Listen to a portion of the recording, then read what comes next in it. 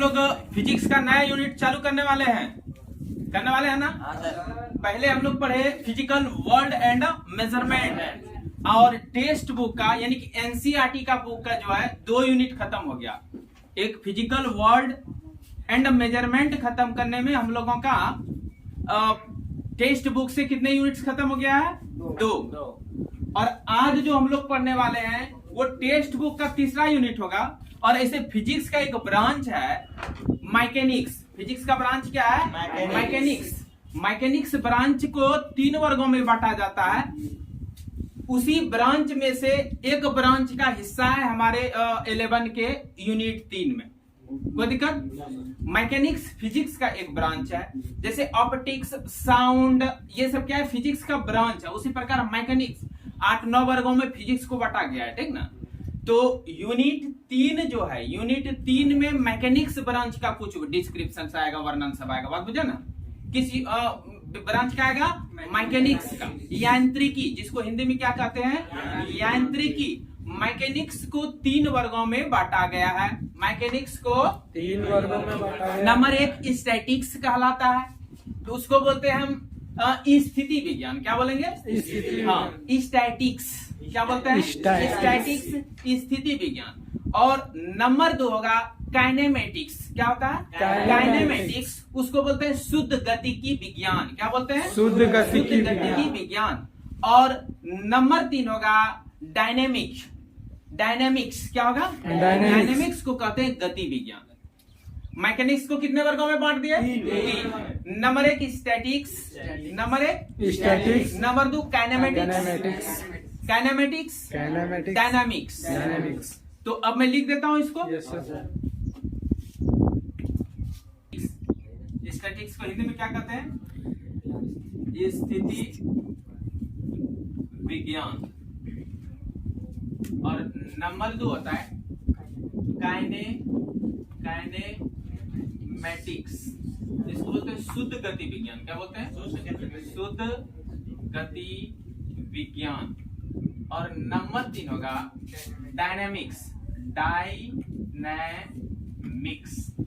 Number 3 क्या है? Dynamics को बोलते हैं गति विज्ञान। क्या बोलते हैं? गति विज्ञान। क्या क्या अंतर है ये समय के साथ आप जान जाएंगे। अभी आपको ये जानना है कि आपके सिलेबस में यूनिट 3 एनसीईआरटी का यूनिट 3 में जो है वो काइनेमेटिक्स है। और काइनेमेटिक्स कहां से आया? मैकेनिक्स की ब्रांच से आया ना। फिजिक्स का एक ब्रांच क्या है? मैकेनिक्स। फिजिक्स को सुविधा के लिए 8 या 9 वर्गों में, कहीं 8 रहता है कहीं 9 रहता है, वर्गों में विभाजित किया गया है। उसी एक वर्ग का नाम है, एक ब्रांच का नाम है मैकेनिक्स। और मैकेनिक्स को फिर सुविधा के लिए 3 वर्गों में बांटा गया है। नंबर 1 है स्टैटिक्स, जिसको क्या बोलते हैं? स्थिति विज्ञान। नंबर 2 है काइनेमेटिक्स, जिसको बोलते हैं शुद्ध गति विज्ञान। और नंबर 3 है डायनेमिक्स, इसको बोलते हैं गति विज्ञान। और ये शुद्ध गति विज्ञान जो है, शुद्ध गति विज्ञान काइनेमेटिक्स, इसी के अंतर्गत हमको 3 प्रकार का गति पढ़ना है। इसके अंतर्गत क्या पढ़ना है? 3 प्रकार का गति पढ़ना है। एक सरल रेखा में गति, क्या पढ़ेंगे? सरल रेखा में गति। मोशन इन क्या बोलेंगे? Motion in line. Linear motion जिसको बोलते हैं, LINER, लीनियर मोशन। ये motion in a straight line, motion in straight line, इसको ये भी कर सकते हैं मोशन इन स्ट्रेट लाइन, सरल रेखा में गति। और नंबर 2, इसका नंबर 2 जो हम लोग पढ़ेंगे वो क्या पढ़ेंगे? प्रक्षेप की गति। क्या पढ़ेंगे? प्रक्षेप्य की गति, प्रोजेक्टाइल मोशन। इसको इंग्लिश में क्या कहेंगे? Projectile motion, projectile motion. और नंबर 3 जो हम लोग पढ़ेंगे, ग्रीन पेन कहाँ है जी? नंबर 3 जो पढ़ेंगे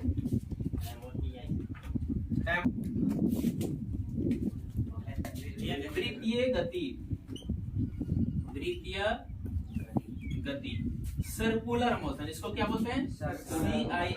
CIRCULAR, सर्कुलर TION मोशन। देखिए अब ये है क्या, इसको हम लोग डीपली पढ़ेंगे नेक्स्ट क्लास में। भी मैं केवल इंट्रोडक्शन बता रहा हूं आपको, यूनिट 3 का इंट्रोडक्शन बता रहा हूं। क्या बता रहा हूं? यूनिट 3 का इंट्रोडक्शन। कि शुद्ध गति विज्ञान जो है, काइनेमेटिक्स जो है, काइनेमेटिक के अंतर्गत हमको 11 क्लास में सरल रेखा में गति पढ़ना है, प्रक्षेप की गति पढ़ना है, वृत्तीय गति पढ़ना है। क्या क्या पढ़ना है? लीनियर मोशन, यानी कि मोशन इन स्ट्रेट लाइन। क्या इसको कहते हैं? Motion in straight line. अब देखिए सड़क पर साइकिल लेके कोई जा रहा है, सीधी सड़क है, तो उसको क्या कहेंगे? कौन गति कहेंगे? सरल रेखा में गति ना। उसके बाद प्रक्षेप की गति। प्रक्षेप की गति का सिंपल उदाहरण है, बच्चा में झिटकी फेंकने वाला खेल खेलते थे, पोखर में, तालाब में फेंक दो, पूरा ढेला लेके जोर से फेंक देते थे कि देखो किसका ज्यादा दूर जाता है। तो किस प्रकार का गति करता है? प्रक्षेप की गति जाता है ना। फुतू करना क्या होता है? वो प्रक्षेप की गति। बात बुझे? तो ये सब प्रक्षेप की गति का उदाहरण है, ठीक ना।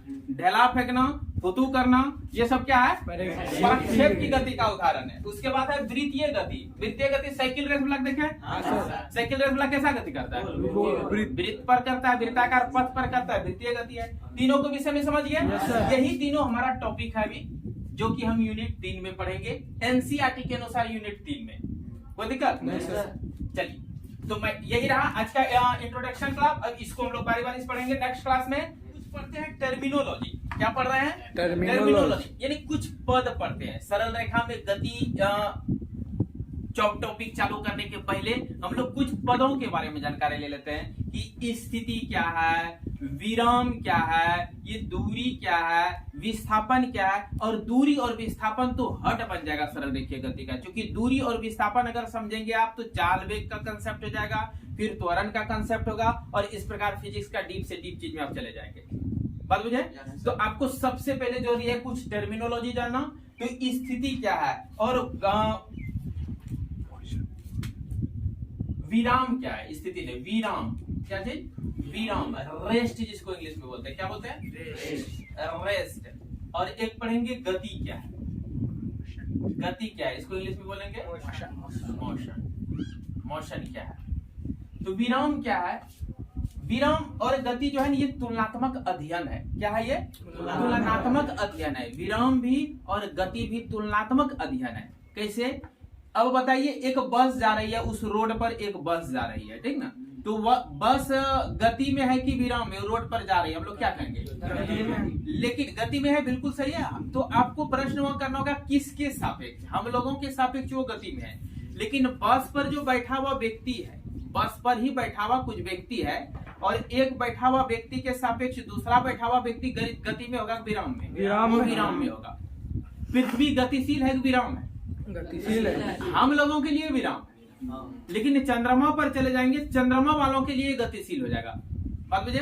तो गति और विराम का अध्ययन जब भी होता है किसी के सापेक्ष होता है, और इसी सापेक्ष का अध्ययन करने के लिए फ्रेम ऑफ रेफरेंस टॉपिक आता है, ठीक ना। नियामक फ्रेम, बात समझ रहे हैं? ये टॉपिक पढ़ेंगे हम लोग आगे। नियामक फ्रेम ऑफ रेफरेंस का अस्तित्व जो है इसी सापेक्षता का अध्ययन करने के लिए क्या गया कि ये सापेक्ष गति किसके सापेक्ष। बात बुझे?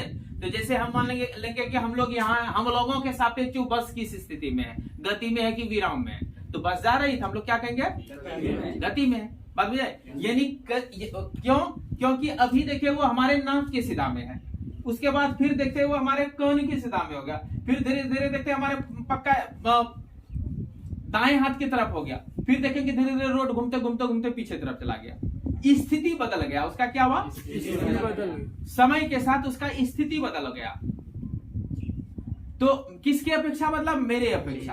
तो कहा जाता परिभाषा इसका कि यदि किसी वस्तु की स्थिति अन्य वस्तु की अपेक्षा समय के साथ बदलता रहे तो वस्तु की स्थिति को गति कहेंगे, और यदि किसी वस्तु की स्थिति अन्य वस्तु की अपेक्षा समय के साथ नहीं बदले तो वस्तु की स्थिति को विराम कहते हैं। दो तरह का स्थिति होता है, एक गति की स्थिति और एक विराम की स्थिति। जैसे उस बस पर दो लड़का बैठा हुआ है, ठीक ना, चुल्लू और गुल्लू, कौन कौन बैठा है? चुल्लू और गुल्लू। अब चुल्लू पूछ रहा है गुल्लू को तुम गति में हो विराम में, तो दोनों का दूरी समान है हमेशा, चाहे वो कहीं भी जा रहा है दोनों देखा समान दूरी पर है, स्थिति एक दूसरे की अपेक्षा नहीं बदल रहा है, तो दोनों करना पड़ेगा विराम में। बात बुझे? चुल्लू गुल्लू कह रहा है कि तुम गति में हो विराम में, गुल्लू कहता है तुम क्या हो, तो दोनों एक दूसरे को जो है क्या करना पड़ेगा कि दोनों हम दोनों एक दूसरे की अपेक्षा क्या है? विराम में है। तो यदि किसी वस्तु की स्थिति अन्य वस्तु की अपेक्षा समय के साथ नहीं बदले तब वस्तु की स्थिति को क्या कहते हैं? विराम कहते हैं। परिभाषा लिख देता हूं, यदि किसी वस्तु की स्थिति अन्य वस्तु की अपेक्षा समय के साथ नहीं बदले तो वस्तु की स्थिति को विराम की स्थिति कहा जाता है। यह वस्तु विराम में है कहा जाता है, विराम की स्थिति कहा जाता है, यह विराम में है अर्थात वो विराम कहा होता है। कोई दिक्कत नहीं। यदि किसी वस्तु की स्थिति अन्य वस्तु की अपेक्षा समय के साथ नहीं बनती। और इसमें क्या लिखा है? बोलो तो कोई बच्चा है, बोलो ऋतिक क्या परिभाषा लिखेगा? यदि किसी वस्तु, हाँ रुको, यदि किसी वस्तु की स्थिति अन्य वस्तु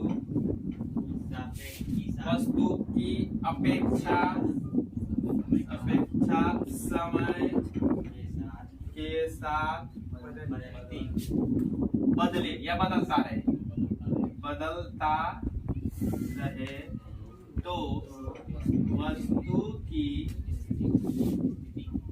स्थिति को गति की स्थिति में कहा जाता है।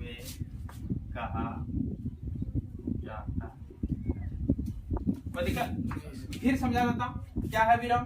तो कहता है यदि किसी वस्तु की स्थिति अन्य वस्तु मतलब तुलना करने के लिए एक वस्तु लेना पड़ेगा, तुलना करने के लिए जो वस्तु लेते हैं उसी को हम फ्रेम ऑफ रेफरेंस आगे चल के कहेंगे, ठीक ना, कि किसके अपेक्षा वो गति में है विराम में, तो जिसके अपेक्षा उसका तुलना हम करेंगे उसी को फ्रेम ऑफ रेफरेंस कहेंगे आगे चल के, ठीक है। एक टॉपिक आएगा फ्रेम ऑफ रेफरेंस किसे कहते हैं, नियामक फ्रेम। तो यदि किसी वस्तु की स्थिति अन्य वस्तु की अपेक्षा मतलब वो अन्य वस्तु जो होगा जिससे उसका हम तुलना करेंगे उसी अन्य वस्तु को हम फ्रेम ऑफ रेफरेंस कहेंगे, अगर उसमें घड़ी एक लगा देंगे ताकि समय के साथ इसके अपेक्षा बताएगा वो कहाँ है। जैसे कि ये हमारा फ्रेम ऑफ रेफरेंस है, यहाँ एक हम लंबा जैसा खुट्टा काट देंगे तीन तरफ 90 डिग्री कोण पर, ठीक ना, और एक घड़ी लगा देंगे बहुत बड़ा, इतना बड़ा घड़ी, ठीक। और इसी के तुलना में हम देखेंगे वो बस कहाँ है, स्थिर अगर है तो कहेंगे वो स्थित विराम में है, और बस जा रही है इसके तुलना में समय के साथ इतना समय पर यहाँ था, इतना समय पर यहाँ था, इतना समय पर यहाँ था, समय के साथ देखते रहेंगे हम तो वो गति में कहलाएगा ना। और ये जो तीन खुट्टा करके हम एक्स वाई जेड अक्ष बनाए हैं घड़ी के साथ, ये पूरा नियामक फ्रेम कहलाएगा, क्योंकि इसी से तुलना कर करके हम बता रहे हैं, स्थिति का तुलना कर रहे हैं वो विराम में है या गति में है। समझ में आया? तो नियामक फ्रेम का भी कंसेप्ट आ गया। समय के साथ नहीं बदले तो वस्तु की स्थिति को क्या कहते हैं? विराम की स्थिति में कहा जाता है, विराम की स्थिति में कहा जाता है। और गति क्या है? तो वही यदि किसी वस्तु की स्थिति अन्य वस्तु की अपेक्षा समय के साथ बदलता रहे, क्या हो? बदलता रहे तो वस्तु की स्थिति को गति की स्थिति में कहा जाता है। कोई दिक्कत? गति और विराम समझ गए होंगे। अब आगे हम लोग पढ़ते हैं अभी एक नया टर्मिनोलॉजी कि ये विस्थापन क्या है और दूरी क्या है, ठीक ना। विस्थापन क्या है और दूरी क्या है, तुरंत जरा मिटा देता हूं। आगे हम लोग क्या करेंगे, क्या पढ़ने वाले हम लोग? विस्थापन और दूरी। क्या पढ़ने वाले हैं? विस्थापन और दूरी। दूरी जिसको हम क्या बोलते हैं? डिस्टेंस। इंग्लिश में क्या बोलते हैं? ये डिस्टेंस क्या है, और विस्थापन, विस्थापन क्या है? डिस्प्लेसमेंट। इंग्लिश में क्या कहते हैं? डिस्प्लेसमेंट। ये क्या है? दूरी क्या है? दूरी क्या है? जैसे कोई पिंड गति कर रहा है, पिंड मान लेते हैं कोई एक लड़का है लौकी, एक लड़का कौन है लौकी, कौन लड़का है लौकी, और ये यहाँ से दौड़ना चालू करता है। लौकी क्या करता है दौड़ना चालू करता है, ऐसे ऐसे ऐसे ऐसे ऐसे ऐसे ऐसे ऐसे चलते चलते चलते वो अपना ससुर जी का घर चला जाता है। कहाँ चला जाता है चलना कहाँ से चालू किया यहाँ से, कहाँ से चलना चालू किया यहाँ से ए बिंदु से, ए बिंदु से चलते चलते चलते चलते चलते चलते चलते चलते चलते चलते चलते चलते चलते आ गया यहाँ। हाँ अब उसको कोई फिजिशियन आ गया और बता रहे तू बताओ तेरे घर से यहाँ तेरा ए से बी मान लेते हैं ठीक है, ए से बी तक जो तुम गया यानी घर से यहाँ ससुर जी का घर जो गया कितना दूरी तय किया, वो बच्चा क्या करेगा बताओ, कितना लगा के मापेगा, तो इधर से यहाँ तक मापेगा, फिर यहाँ से तक मापेगा, फिर इसको मापेगा, पूरा मापेगा। देखो क्या हो रहा है कि दिशा नीचे आया, इधर चला गया, फिर इधर पश्चिम जाने लगा, ऊपर जाने लगा, नीचे जाने लगा, दाएं बाएं यहाँ जिग-जैग होने लगा। दिशा तो मतलब रहा नहीं सर, इसका निश्चित दिशा नहीं है। दूरी ज्ञात करने के लिए निश्चित दिशा नहीं है। प्रारंभिक बिंदु और अंतिम बिंदु के बीच तय की गई कुल लंबाई ज्ञात कर लिया बेचारा। यहाँ से फीता लगा लगा के नापने लगा ना, फीता लगा के नापने लगा, और क्या ज्ञात हो गया हमारे पास दूरी। ऐसे करके इसको नापना पड़ेगा, यहाँ लिख लेगा नाप के 9 हुआ, फिर इधर से ऐसे करके देखना पड़ेगा तिरछा करके कितना हुआ, तो 9 हुआ ये भी संयोग से, फिर ऐसे करके दिशा से कोई मतलब नहीं, मतलब है नहीं सर। तो फिर यहाँ जिग जाग है, इसको भी बड़ा मुश्किल से नापेगा, या धागा एक तो लगाना पड़ेगा, धागा सटा सटा चिप करना पड़ेगा ना, उसके बाद फिर उस धागा को उठा के सीधा करके फीता लगा के नापना, तो हमारे पास दूरी मालूम हो जाएगा।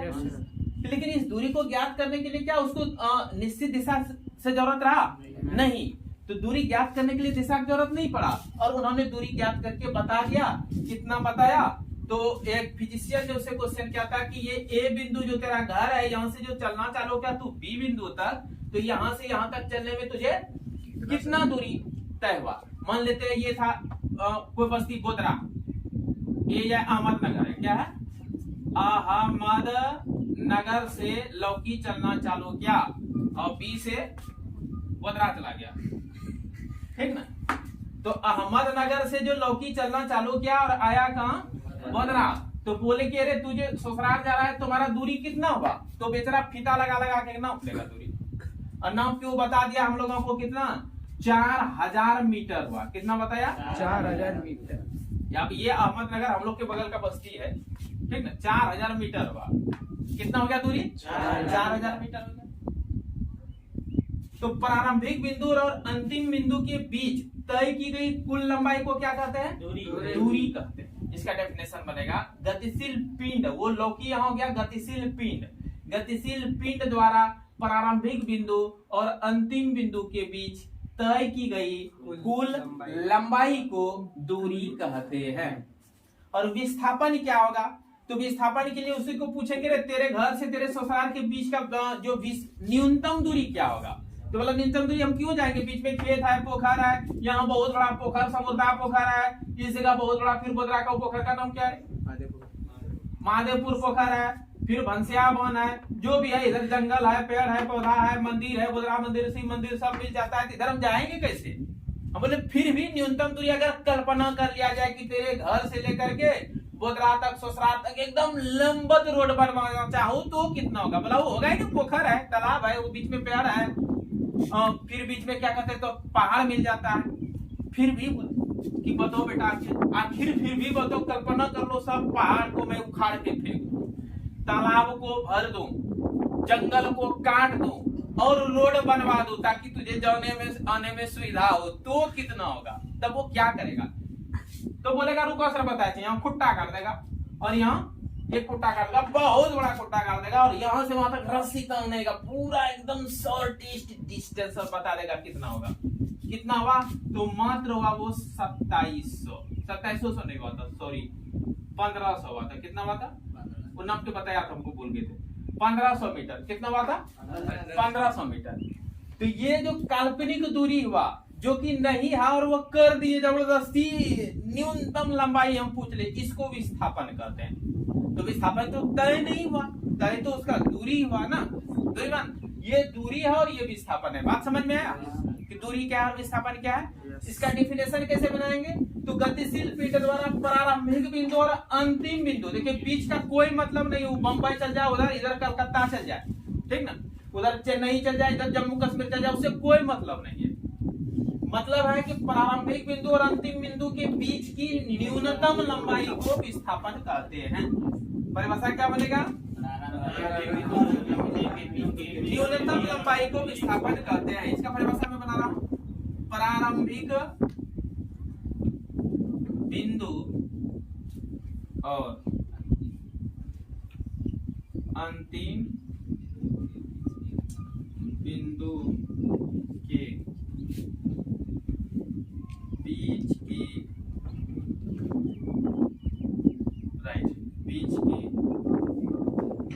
न्यूनतम लंबाई, इसी को लंबवत दूरी भी कहते हैं। लंबवत दूरी को क्या कहते हैं? विस्थापन डिस्प्लेसमेंट कहते हैं। बोलेगा। और दूरी का क्या बनाएंगे कि गतिशील पिंड द्वारा तय की गई कुल लंबाई को दूरी कहते हैं। क्या लिखेंगे इसमें? मैं लिख देता हूं इसी पर, गतिशील पिंड द्वारा तय की गई कुल लंबाई को दूरी कहते, हाँ दूरी, इसको ब्रैकेट में क्या लिख देंगे? या मुझे देंगे डिस्टेंस। डिस्टेंस इंग्लिश वर्ड क्या करता है? जैसे ब्यूटीफाई करता है किसी चीज को, ठीक है। इसलिए फिजिक्स में जब भी आप कोई भी टर्म लिखते हैं तो उसका इंग्लिश वर्ड लिख दें अगर ब्रैकेट में, तो अति उत्तम, वो ब्यूटीफाई करेगा सेंटेंस को, ठीक ना। लंबाई को दूरी या डिस्टेंस कहते हैं। क्या कहते हैं? डिस्टेंस। कि गतिशील पिंड द्वारा तय की गई कुल लंबाई को दूरी कहते हैं। दूरी में निश्चित दिशा का जरूरत नहीं पड़ता, अर्थात ये अदिश राशि है। दूरी ज्ञात करने के लिए निश्चित दिशा की जरूरत नहीं पड़ता है, इसलिए यह अदिश राशि है। तो क्या लिख देंगे? दूरी क्या है? अदिश राशि है। दूरी क्या है? अदिश राशि।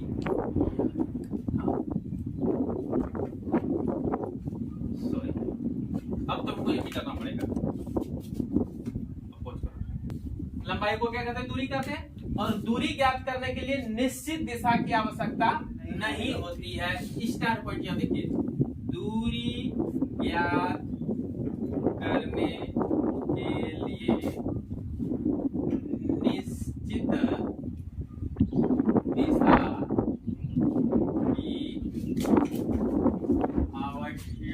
की आवश्यकता नहीं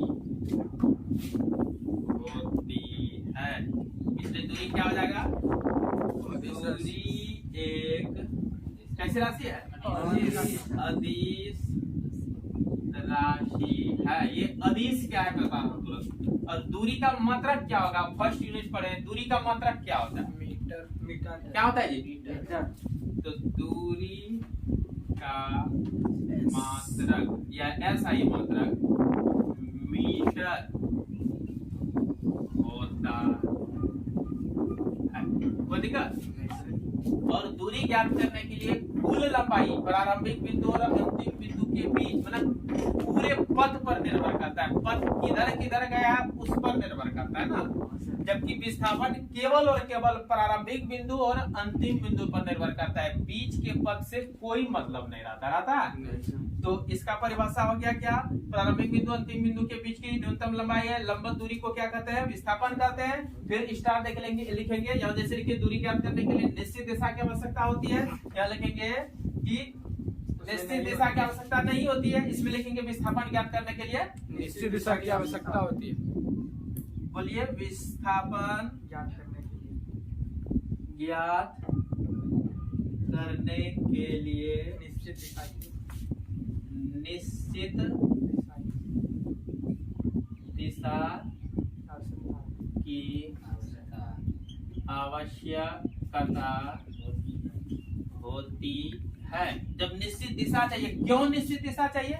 तो देखिए जो अहमदनगर था और बोधरा जो था उसके बीच जब वो भुट्टा गाड़ गया तो नापने वाला अगर उसके जैसे कि बोधरा उधर है नाप की सीधा में, तो इधर होके नापना चाहेगा जरा सा भी तो न्यूनतम दूरी ना पाएगा, नहीं सर। तो घूम जाएगा थोड़ा। जैसे यहाँ है बोधरा, ध्यान दीजिएगा, यहाँ है अहमदनगर और यहाँ है बोधरा, और वो जरा सा इधर होके नापना चाहेगा तो न्यूनतम लंबाई हुआ नहीं सर। जरा सा इधर होके नापना चाहेगा न्यूनतम लंबाई हुआ नहीं सर। उसको हमेशा बी किधर है उधर पहले खड़ा होना है ना। अब बी की दिशा में ही जाना पड़ेगा, किधर जाना पड़ेगा? बी की दिशा में ही जाना पड़ेगा। जरा सा इधर उधर हो जाएगा तो न्यूनतम लंबाई नहीं होगा, समझे? Yes, sir. तो निश्चित दिशा चाहिए ना। Yes sir. तो इसीलिए विस्थापन ज्ञात करने के लिए निश्चित दिशा की आवश्यकता होती है। ये बेसिक है, समझना, ठीक ना। अगर काइनेमेटिक्स समझना है तो इनको एकदम गौर से देखो। If you want to understand kinematic then look gauge it, understand? Yes sir. Gauge it. तो ये को एकदम गौर से देखो। ये जरा सा भी अगर हम टेढ़ा हो जाए, जरा सा टेढ़ा हो जाए तो क्या हो जाएगा? हमारा न्यूनतम नहीं होगा। निश्चित दिशा में जाओ, ए से देखते चलो किधर भी है और सीधा में चलो।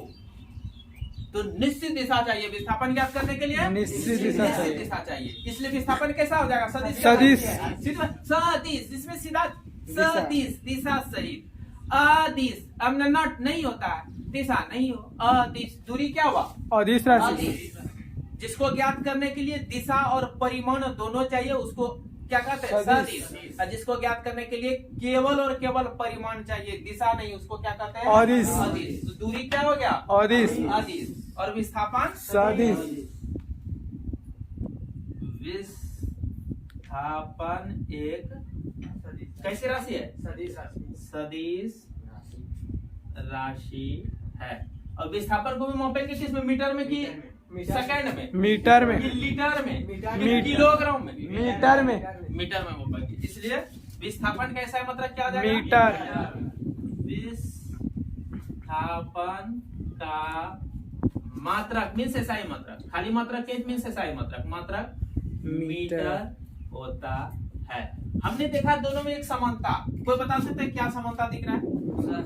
दोनों का एसआई मात्रक समान होता है। एक जबरदस्त अंतर हुआ कि दूरी एक अदिश राशि है, दूरी एक अदिश राशि है और विस्थापन एक सदिश राशि है। राशि है। फिर डेफिनेशन दोनों के लिए है। और एक बहुत बड़ा सूक्ष्म अंतर है कि दूरी जो है तय की गई कुल पथ पर निर्भर करता है। पथ अगर ऊपर गया तो ऊपर जाना पड़ेगा, दाएं गया है दाएं आना पड़ेगा, बाएं गया है बाएं जाना पड़ेगा, पूरे पथ पर निर्भर करता है। दूरी ऐसा भौतिक राशि है जो पूरे गति किए गए कुल पथ पर निर्भर करता है ना। और जबकि विस्थापन गतिशील पथ पर निर्भर नहीं करता है, सिर्फ वो कहां से चलना चालू किया एक प्रारंभिक बिंदु और अंतिम बिंदु पर निर्भर करता है। समझ गए? Yes sir. तो दूरी और विस्थापन का कंसेप्ट हो गया। Yes, sir. और एक चीज जान लीजिए, तो आखिर जो वो बच्चा यहाँ से चलना चालू किया था, ऐसे ऐसे उसका घर से चला था, चलते चलते यहाँ बोधरा जो आया था तो उसको समय लगा होगा ना। Yes sir. उस समय को वो जब घड़ी लगा के देखा था तो उसको लगा था कितना जानते हैं? 40 सेकंड। कितना लगा था? 40 सेकंड। 40 सेकंड। कितना समय लग गया था? 40 सेकंड। 40 सेकंड लगा था। कितना लगा था? 40 सेकंड। कितना स्पीड से गया होगा? 40 सेकंड। और विश्वास नहीं होने लगा ना? नहीं हो रहा, छोड़िए इसको हम मान लेते हैं कुछ 100 सेकंड। अब तो विश्वास में 1 मिनट से ज्यादा लगा। हाँ सर। तो कितना समय लग गया था? 100 सेकंड। इसी समय से अगर भाग दे देंगे दूरी को तो वो चाल निकल जाएगा। क्या निकल जाएगा? चाल। चाल। तो चाल बराबर होता है दूरी बटे समय। समय। माने एकांक समय में जो दूरी तय होगा उसको क्या कहेंगे? चाल। और इसी समय से इस विस्थापन को, क्योंकि कभी भी दूरी तय होगा, विस्थापन एक कल्पना है केवल। हर दूरी के साथ विस्थापन नहीं होता। हर दूरी के साथ विस्थापन तय नहीं होता। विस्थापन तो है ही, प्रारंभिक बिंदु और अंतिम बिंदु के बीच लंबा दूरी को हम विस्थापन कहते हैं ना। तो लेकिन समय क्या होगा? वो जो गति जिधर से क्या हो, समय वही होता है दोनों के लिए, विस्थापन के लिए भी और दूरी के लिए भी। तो विस्थापन से वेग निकलता है। क्या निकलता है? वेग। तो वेग बराबर हो जाएगा विस्थापन बटे समय। यानी कह सकते एकांक समय में तय की गई विस्थापन को वेग कहते हैं। और एकांक समय में तय की गई दूरी को चाल कहते हैं। चाल का इंग्लिश क्या होता है? स्पीड। स्पीड होता है, 9th क्लास में पढ़े हैं। वेग का इंग्लिश क्या होता है? वेलोसिटी। वेलोसिटी होता है ना। Yes sir. एकांक समय में तय की गई विस्थापन को वेग कहते हैं। इसका बोलिए तो एकांक समय में तय की गई दूरी को चाल कहते हैं। इसका बोलिए एकांक समय में तय की गई विस्थापन को वेग कहते हैं। इसका बोलिए एकांक समय में तय की गई दूरी को चाल चाल कहते हैं। इसका बोलिए एकांक समय में तय की गई विस्थापन। समझ गए? Yes sir. अब देखिए जब ये दूरी से निकला चाल तो चाल अदिश होगा कि सदिश होगा? अदिश। अदिश होगा। अदिश से निकल रहा है चाल भी अदिश है। चाल क्या है? अदिश है। अदिश है। इसका डेफिनेशन आपको अपने से बनाना है। Yes sir. चाल क्या है? अदिश राशि। स्टार पॉइंट में मारेंगे। चाल एक अदिश राशि है। चाल एक टेक्निकल टीम, ठीक है ना? हाँ सर। चाल एक अदिश राशि है। अदिश राशि है। चाल क्या है? अदिश राशि। अदिश राशि है। चाल का ऐसा मतलब क्या होगा? मीटर दूरी का प्रति मीटर सेकंड। रखेंगे और समय का सेकंड रखेंगे। मीटर प्रति सेकंड। चाल का SI मात्रक क्या हो जाएगा? मीटर प्रति सेकंड। प्रति सेकंड होता है। वेग का क्या हो जाएगा बताइए आप ही लोग? विस्थापन का क्या होता है? मीटर। मीटर। समय का सेकंड। क्या हो जाएगा? मीटर प्रति सेकंड। और वेग कैसी राशि है? सदिश। ध्यान ना, विस्थापन वेग किससे निकला? विस्थापन से। वो वाला से विस्थापन वेग निकला ना। Yes sir. वो और वो वाला देखिएगा खाली सदिश आएगा। अपवाद में 2-3 ठो है खाली, ठीक है? हाँ सर। तो विस्थापन से वेग निकला, वो वाला सदिश है ना। दिश है। पूछने में आदमी को अजरा जाता है। जब आप रेल से जाइएगा, कहीं ट्रेन से जाइएगा दिल्ली, आपको उतार के वहाँ छोड़ देगा। पटना जाइए उतार के छोड़ देगा। पूछेगा बता रहे पूरब किधर है? वो करने लगेंगे। आप करते हैं ना? इधर पूरा वो इधर पश्चिम बोलते हैं ना। तो वो दिशा बताने में वो आता है ना। तो इसलिए वो और वो वाला सब क्या हो जाएगा? सदिश। लेकिन अपवाद में आएगा 2-3 ठो। अपवाद में आएगा घनत्व। क्या आ जाएगा? घनत्व आएगा। घनत्व, आवेश, विद्युत धारा। ये फर्स्ट यूनिट में मैं पढ़ा चुका हूँ। विद्युत धारा। बाकी जितना वो बबला है सब क्या हो जाएगा? सदिश। ये सामान्य पहचान, ट्रिक की पहचान। कोई दिक्कत? तो आपको होमवर्क रहा, चाल का परिभाषा लिखे, वेग का परिभाषा लिखे एवं चाल वेग में 3 अंतर लिखे। अंतर क्या लिखेगा? एक तो सूत्र लिख दीजिएगा। एक अंतर लिखेगा, चाल एक अदिश राशि है, वेग एक सदिश राशि है। बस हो गया। चाल पूरे पथ पर निर्भर करता है, वेग प्रारंभिक बिंदु और अंतिम बिंदु पर निर्भर करता है। क्योंकि दूरी से आया, दूरी ही पूरा पथ पर निर्भर करता है, तो चाल भी पूरा पथ पर निर्भर करेगा। और वेग केवल प्रारंभिक बिंदु और अंतिम बिंदु पर निर्भर करता है। समझ गए? Yes sir. ठीक है। See you again next class. Thank you sir.